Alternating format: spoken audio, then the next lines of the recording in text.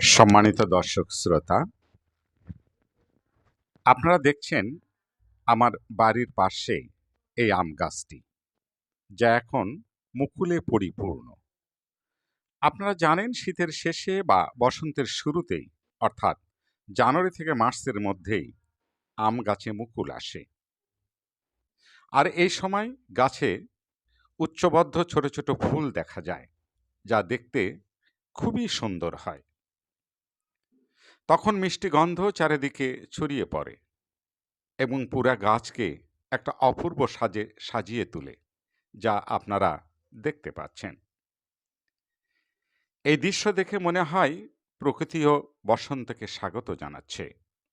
আর সেই মিষ্টি গন্ধে আমাদের এই চারপাশটাও আজ ভরে গেছে এবং মৌমাছি ও অন্যান্য কীটপতঙ্গের আনাগোনাও অনেকটা বেড়ে গেছে এবং মনে এক স্নিগ্ধ ও আনন্দের অনুভূতি জাগ্রত হয়েছে।